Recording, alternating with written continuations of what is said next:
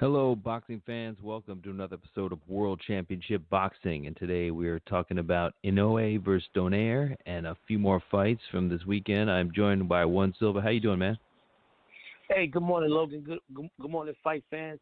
As we talk about what I believe after a great run, an epic run, an iconic run in the history of boxing, of all these great fight after fight after fights, the single best fight of the year happened Thursday morning in Tokyo, Japan. But before we talk about that, let's talk about the horrible fights that occurred yesterday. There was one decent fight and three horrible fights. Did you get a chance to see the Jamel Herring-Lamont Roach fight? Yes. Yeah, that was the best fight, and that's not saying much because that fight, we'll talk about that fight right away. Lamont Roach could have won this fight had he gone on the offense early. The first 4 rounds, he tried to outbox Herring, and it made no sense. Herring is 3 inches taller than him, has a much longer reach, and is a southpaw. So Herring dominated the first 4 rounds by just staying outside, fighting tall, using his right jab, and keeping Roach at bay. When Roach, in the 5th round, Roach began to become more aggressive and made it a fight, even hurting him a couple of times late, especially in the 11th round. But because he didn't do anything for the first 4 rounds, lost the decision. Remember, Logan, when you talked about how in the past, you've mentioned it several times, 12-round fight, if you don't do anything for the first 6 rounds, you basically what you need to do is knock the other guy out. Yeah. He started too late. He fought the wrong style. Lamont Roach, a very, very talented prospect. He needs to work on a few things. Body work. His jab was non-existent last night. And if he works on these things, he could beat Herring in a rematch. You think so, huh? Mm-hmm. But how would you praise Herring's? Oh, Herring for the first 6 rounds fought the perfect fight.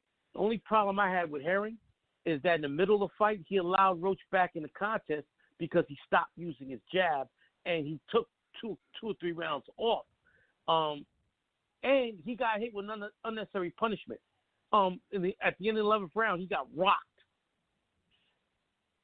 He did. I mean, there was no need for him to get hit like that. He began fighting inside when he didn't have to. He stays outside. He continues to use his jab. He could all but shut out Roach without having to try to knock Roach out. But both fighters showed some heart in this fight. Yeah, and both are young fighters. Shout out to Jamel Herring. He served in Iraq, and so Veterans Day tomorrow, and so he really great victory for the Army vet. But if he's got a great jab, just keep. So he wasn't favored. It was like a pick'em fight because Roach is one of the best young prospects in boxing, and Herring has come off since signing with Top Rank a few years ago, one very big win after another, and he was a champion of the organization I'm not going to mention coming into this fight for a 130-pound junior lightweight title defense. All right, so what do you want to talk about next, man? Let's talk about Billy Joe Saunders, and let's stop and talk about him being a threat to Canelo. Billy Joe Saunders couldn't beat Canelo on Canelo's worst day. Billy Joe Saunders is a decent fighter, a good fighter, but he's nowhere near great. I'm still pissed off at him because a year or 2 ago, he was supposed to fight Demetrius Andrade, and 2 or 3 weeks before the fight, he pulled out with some mysterious injury, yet he fought a month later. Get the fuck out of here, Billy Joe Saunders, all right? You can't beat Andrade. You can't beat Danny Jacobs. You can't beat Callum Smith. And you definitely can't beat Canelo Alvarez. He keeps fighting one stiff after another. And he fought this stiff. Matter of fact, this Caceres guy, I had never heard of this motherfucker. It's like they went to Argentina and said, hey, anybody want to fight? All right, you. The first guy raised his hand. All right, come on, let's get on this plane. Get the fuck out of here, man. And this guy made Saunders look slow. He gave Saunders difficulty. Finally, 11th round, Saunders woke up, dropped him 3 times to knock him out. But goddamn, he looked horrible. He looked fucking horrible. And he's got the nerve to want to fight Canelo. Look, motherfucker, find another way to get a big payday because it shouldn't be against Canelo because that fight would be a massacre. All right. Well, maybe he wants to take it as a tune-up fight. Yeah, well, Canelo. Canelo got a million options. Why would he even mess with Saunders? Canelo could fight Callum Smith. He could fight Beterbiev. He could fight Bivol. He could fight another fight with Triple G. He doesn't need this clown. Yeah, he doesn't. All right, so let's go to the next one. And then another guy who has one of the best prospects in boxing sleptwalked through this fight. Devin Haney is a much better fighter than what we saw last night against another stiff. This Santiago cat had no business beating the ring. And yeah, well, he was unorthodox and Rangy. had a rangy and very sneaky style. But there's no way in the world he should have went 12 rounds with Haney. Talent-wise, he's got a pimple on Haney's ass. And Haney looked bad because recently he's been calling out Lomachenko. Haney, keep Loma's name out of your mouth. Forget fighting Lomachenko. After watching that fight, Lomachenko probably called Arum and said, look, let's make this fight now. He's young, though. He's got all the talent in the world, and you can tell by watching him fight, Logan, he's definitely who his idol is. His idol is definitely Floyd Mayweather Jr. because he tries to mimic everything Floyd does. The shoulder roll, the movement. Very talented young man. He's only 20 years old. He's got a world ahead of him, and let's just see improvement because I did not like the way he looked against this guy.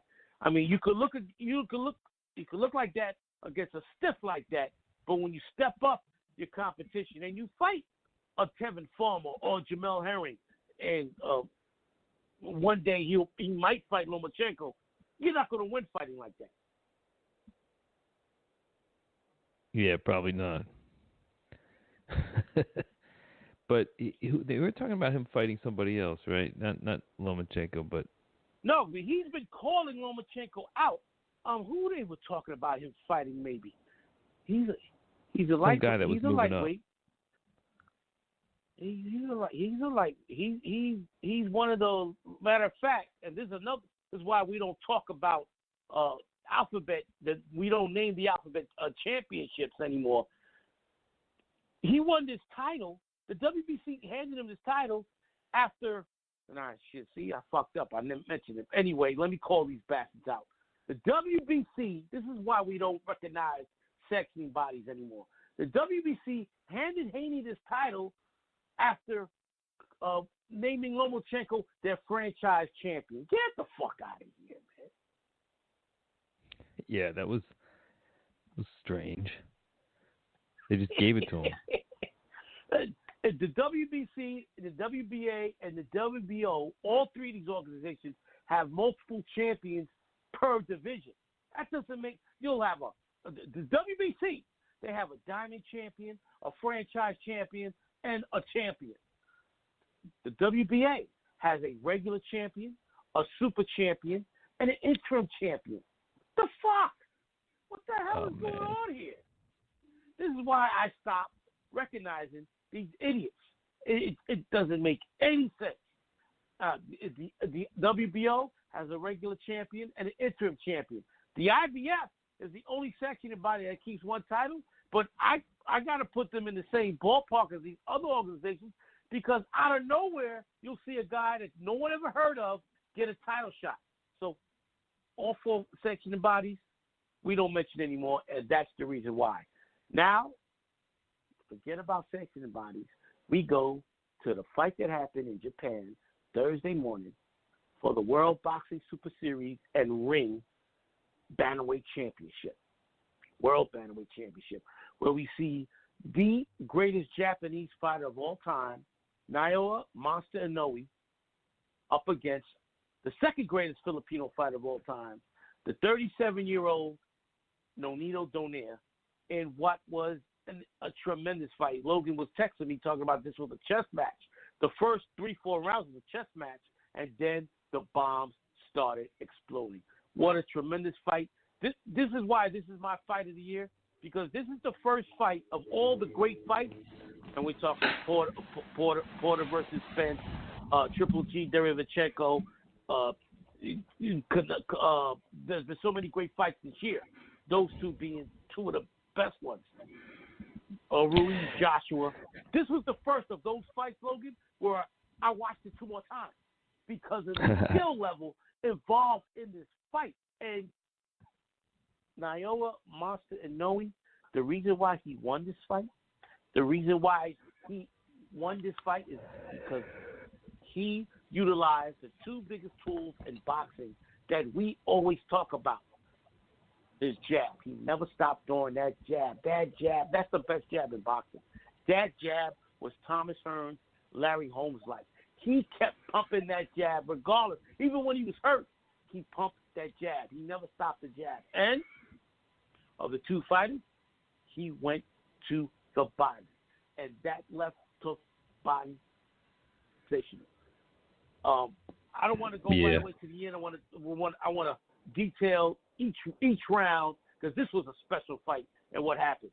The first round, Inoue controlled with his jab, and he moved. And this is the first time I've ever seen Inoue backpedal in a fight. Usually he stands tall and boom, but he gave Donaire his respect because he know he was fighting a legendary fighter, an all-time great fighter, a fighter. And I apologize to the Filipino Flash because I didn't give him his just due. I didn't think he had a shot in the world. Logan thought because of Donaire's power that he had a shot, and Logan, you were correct. You were correct in your assessment of what could happen in this fight. Donaire did that. In the first round, Inoue outboxed Donaire to win the round decisively. Round two, Donaire stunned Inoue with his right hand. It's the left hook that tremendous punch, and it opened up a cut for the first time. Inoue was cut in his career, and that cut was never closed. That cut stayed a factor throughout the rest of the fight. The third round, Donaire outpunched Inoue. So after 3 rounds, I had it 2-1 Donaire. The fourth round, Donaire was outpunched by Inoue. Inoue kept using that jab. And in the fifth round, Inoue's combinations, he started rocking Donaire with sizzling combinations. Round 6 and round 7, Inoue controlled with his jab, landing the combination. And we saw Donaire, Logan, not be as aggressive as he was in the first 4 rounds because he felt Inoue's power. After 7 rounds, I had it 5 rounds to Inoue, and it looked like Inoue was about to run away with it. But no, Donaire's an all-time great. He's a great fighter. Great fighters, even at the past his prime age of 37. Donaire had so much heart left. Donaire took the 8th round. And in the 9th round, for the first time in Inoue's career, he was staggered. He was hurt, and he was in bad shape. A right cross staggered him, and he was rolling around the ring in trouble. But Donaire, who in the past has gone to the body when he's hurt his opponent, did not go to Inoue's body. He headhunted, giving Inoue an opportunity to recover because Inoue was covering his head. And that was the last chance for Donaire. He shot his low. He should have shot his low to the body. In the 10th round, Inoue began banging that left hook to the body as well as the jab and the combinations, dominating the 10th round. Donaire has nothing left. And in the 11th round, what a spectacular left hook to the solar plexus. Brutal. That left hook was brutal. Just like you said, brutal. I never seen a man run halfway across the ring after getting hit with a body shot. He was trying to not to go down, but once he realized He was about to shit out himself. He took a knee and almost didn't get up. The referee gave him the benefit of the doubt because as the referee was counting 10, that's when Donaire got up. The referee gave Donaire a shot, and I give Donaire credit because Inoe banged that body. Inoe he's a monster because, like the great fighters of all time, when he hurts you, he goes to the body. Donaire took those body punches despite the fact that he was hurting and survived the 11th round, took a beating in the 12th round, and Inoe wins a unanimous 12-round decision. I had it 116-111. I gave 8 rounds to 4. One judge actually gave Donaire 6 rounds. I don't know what the fuck he was looking at. There's no way in the world Donaire won 6 rounds, especially when he lost the last 3 rounds and got dropped in the 11th round. It was an easy fight to score because each fighter won their rounds decisively. It wasn't like, damn, who won that round? No, each fighter won, and the fight was fought with such a great skill level. I mean, these two guys were unbelievable. And had they fought 10 years ago, let's say they're both 27 at bantamweight, Donaire beats Inoue because Donaire at 37 gave Inoue problems. Imagine Donaire at 27. He would have beaten and possibly knocked out Inoue. Hey, shit, if he went to the body. But he didn't go to the body. He would have went to the body. Yeah, but if he did. Yeah. Had he gone, but remember, another thing that I have to take into consideration is Donaire's an older fighter. Yeah, he hurt. He had Inoue out on his feet in the 9th round. But he's 37 years old, and he's also taken a lot of punishment in this fight. That plays a factor in him not going to the body. The younger fighter in the 11th round goes to the body and almost gets the job done because he's 10 years younger. This fight answered 2 huge questions that fans had about Inoue, including myself. And I'm a huge Inoue fan. He reminds me of Tommy Hearns. He's the closest thing I've ever seen to the Hitman. His jab, his body punching, and that right hand from hell. He answered 2 questions. Stamina. Inoue never seemed tired in this fight, despite the fact that he threw a lot of punches and he took a lot of punishment. And his chin. Inoue has a monster chin. Not only does he have a monster punch, he has a monster chin. Because he got hit by one of the hardest hitting lighter weight punches of all time, stood, survived, and came back to almost knock that man out. Those 2 biggest questions about Monster Inoue was solved and was answered. Definitely his hardest fight to date. It's not even close. He never had a hard fight. The fights that he went this distance was because the guys were trying to survive, not because they gave him hell. Yeah. So this was a great fight. You think it's going to be fight of the year on everybody's scorebook? Well, there's still some fights left. You have the Ruiz-Joshua rematch. You got the Wilder-Ortiz rematch. You have Tony the Tiger Harrison Charlo rematch. Any of those fights all those are very good fights that are coming up. Boxing continues to be on this great run.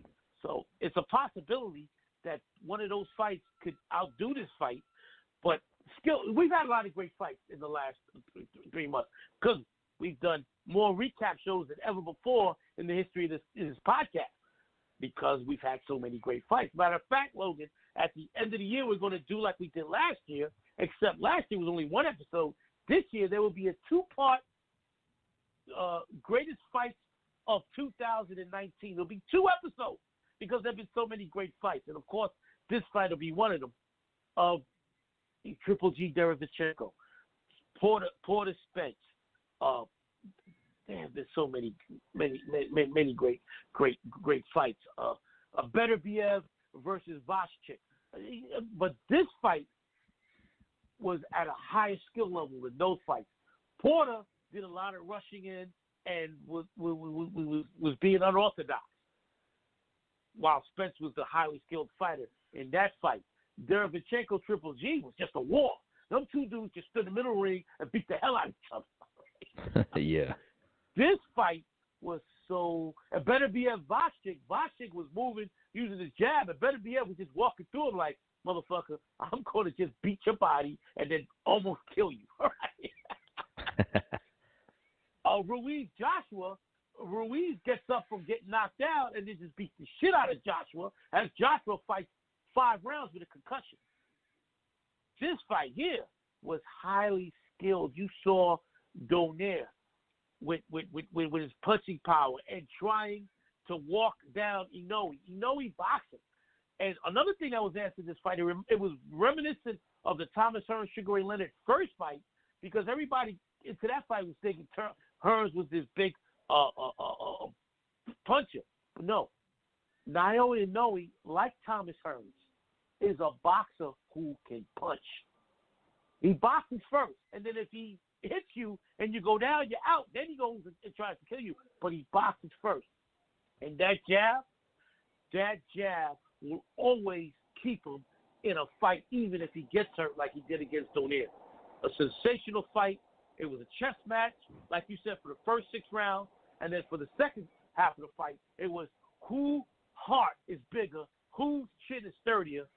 And it wasn't the chin this time. It was the fucking stomach. Because that motherfucker hit him with a left hook to the solar plexus that I felt. Yeah, that had to hurt really bad. That reminded me of the shot that Roy Jones Jr. knocked out Virgil Hill with. Donaire, and also this is a fight, Logan, where like Porter Spence, there was a recent fight that we raved about that we said both fight. Oh, yeah, I totally forgot the Prograis Taylor fight, which right now it's between. That was a highly skilled fight as well. Like those fights, both fighters won last Thursday morning. Both fighters won because Donaire did the unexpected. He went 12 rounds with the Boogeyman and almost knocked the Boogeyman out at an advanced age of 37 and cemented his legacy. People actually question, does he belong in the Hall of Fame? He's a first ballot Hall of Famer. He's the second greatest Filipino fighter of all time. Manny being miles ahead of him. And Inoue won both in terms of boxing fans looking at his heart and his determination, and he was awarded with a top-ranked contract that he signed, a big multi-fight deal with Top Rank, and beginning next year, in his next fight, he'll be fighting on the ESPN platforms. Who do you think he's going to fight next? He's 118 pounds. I wish he would fight Louis Neary, but Louis Neary is a premier boxer, premier PBC fighter, so that fight's not going to happen.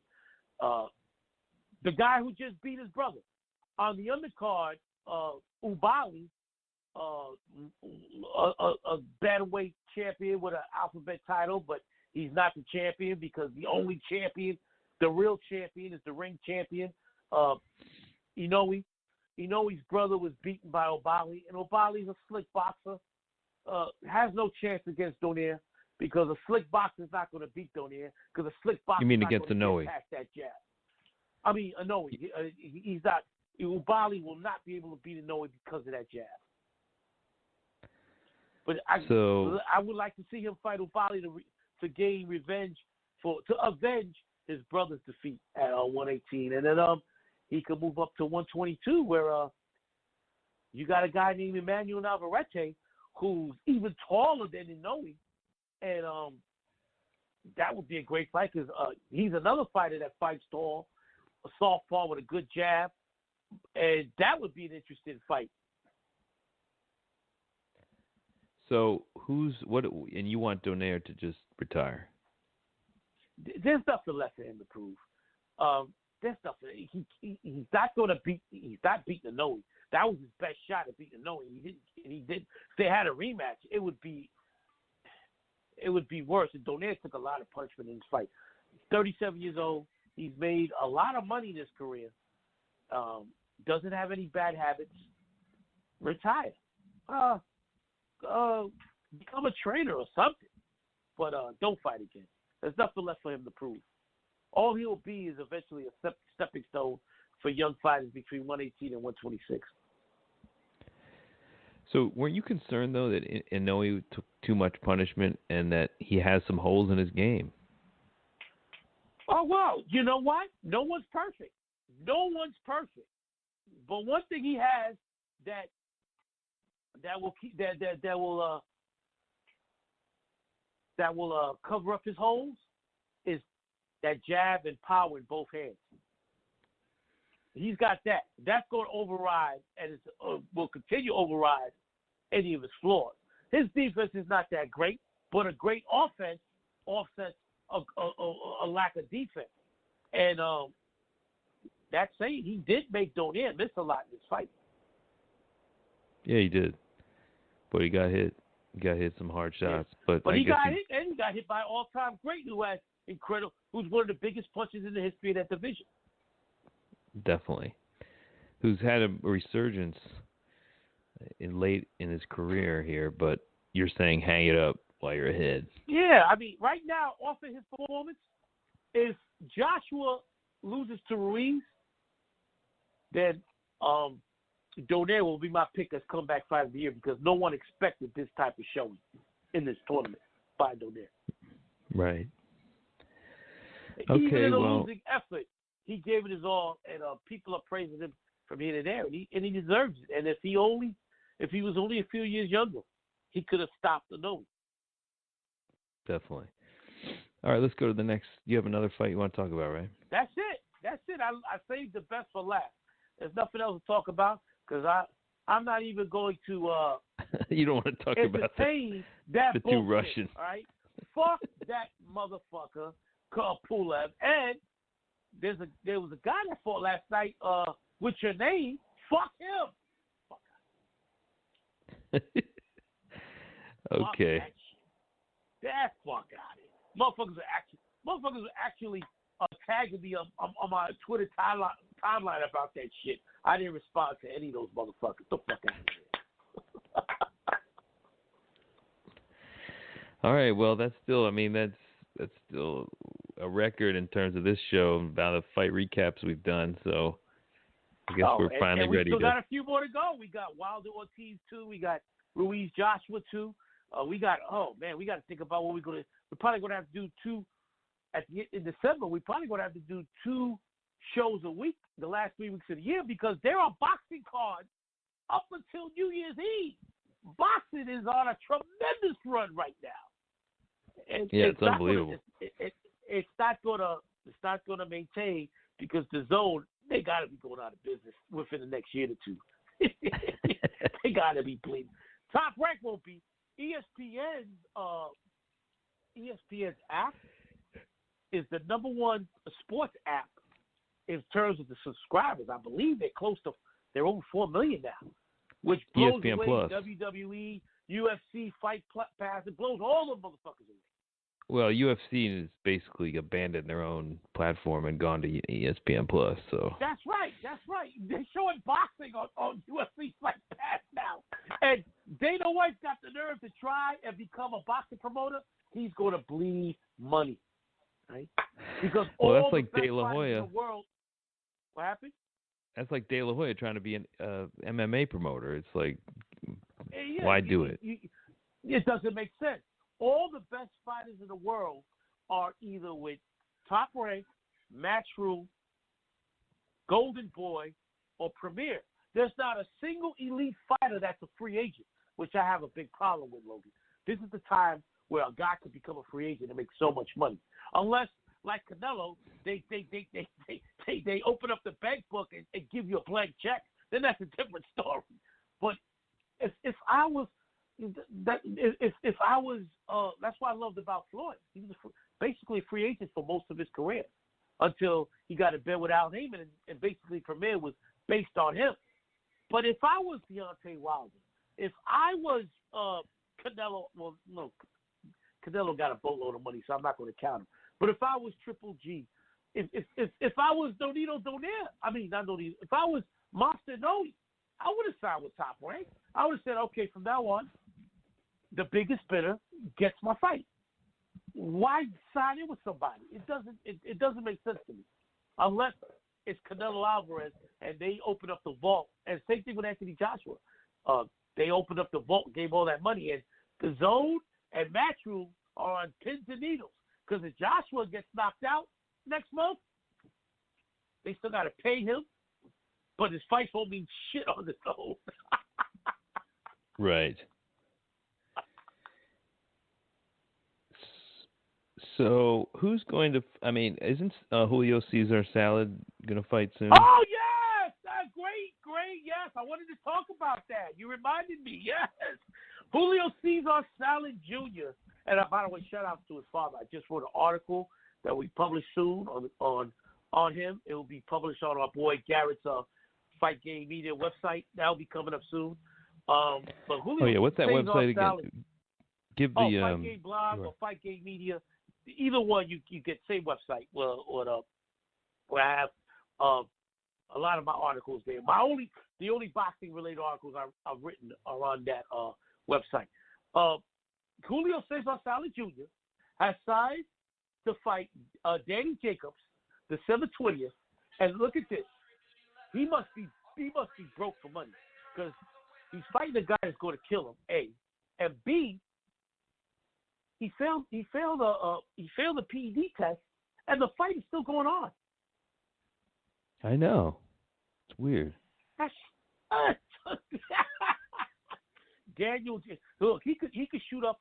He could use horse hormones. He could use all the steroids that Hulk Hogan, The Rock, and Kurt Angle did throughout their career, and he still would have a shot at beating Daniel Jacobs. He's going to get massacred. Danny Jacobs, he gave a really good performance against Canelo. He gave Canelo a lot of problems. Yes. He didn't do enough to win, but he fought the right style. He boxed. Canelo has problems with fleet-footed boxers. Canelo out hustled him, but Daniel Jacobs is coming off a great performance against Canelo Alvarez, and Julio Cesar Salad Jr. thinks that he could get a fight with Canelo. Well, he's not beating Jacobs. Only way he beats Jacobs is he goes to 12 rounds and they give him the worst decision in boxing history. Because he is not going to output. And Jacobs has a great chin. He survived Triple G and Canelo's punching power. And Salad Jr.'s punching power is not a pimple on those guys' act. Yeah, I've never seen a more carried fighter than this guy, but he's getting the big fights, man. He's he hasn't gotten one in a while. This is his first big fight in many years. Because the last 4 or 5 years, he hasn't been fighting a lot. He's been addicted to marijuana. I don't know how you become addicted to marijuana, but he was addicted to marijuana. Overweight. He's a pampered pup. This pampered pup is about to be finally retired, hopefully. Okay, so when's that fight? December 20th. Matter of fact, we're going to do a fight recap on that show just for shits and fucking giggles. Okay.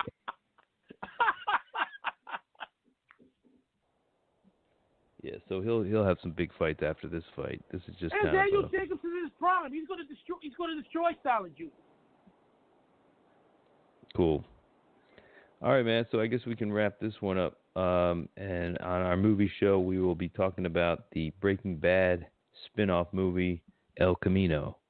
So check us out there at Logan's Movie Reviews. I can't wait to talk about that movie. I loved that fucking movie. Yeah, it was fun. It was he did fun. a great job. Was fun. And Aaron Paul deserves some type of nomination for his role because he carried that movie by himself. He did, and I would love to see a spin-off show with him. He's good enough. He could carry one. Hold that thought, big man. Hold that thought. I had the same thought yesterday after I watched it. Hold that thought. We'll talk about it in a couple hours. All right. Talk to you soon, man. Thanks, everybody, for listening. We'll be back talk to you later. Next week with next week. I'm glad. Man, I'm glad we didn't sign off. Next week it will be a combination Logan's Movie Reviews / boxing show, World Championship Boxing. Friday night on Showtime will be the premiere of Sonny Liston's documentary, Piranha, The Life and Times of Sonny Liston. I've heard nothing but great reviews about this documentary. So next week, that's what we'll be talking about, that documentary. There are no major fights next week. The fights that are on are not worth mentioning. So we'll be talking Sonny Liston, the Showtime documentary, and Showtime has had a sensational year this year, Logan, when it comes to documentaries. They've had the Teddy Pendergrass documentary and the Wu-Tang multi-part documentary series. Showtime is churning out one great documentary after another. I'm hearing that this is on the level of those. And if that's the case, a must-watch. And we'll be reviewing that next week. I will text you Friday to remind you at exactly what time. And if it comes on demand before that, I'll text you. Right now, it's not on demand. Right now, it's scheduled for a world premiere Friday night on Showtime. All right. Sounds good, man. So looking forward to that next week. Thanks, everybody, for listening. One Silva, I'll talk to you in a little bit. Talk to you soon, big man. Peace.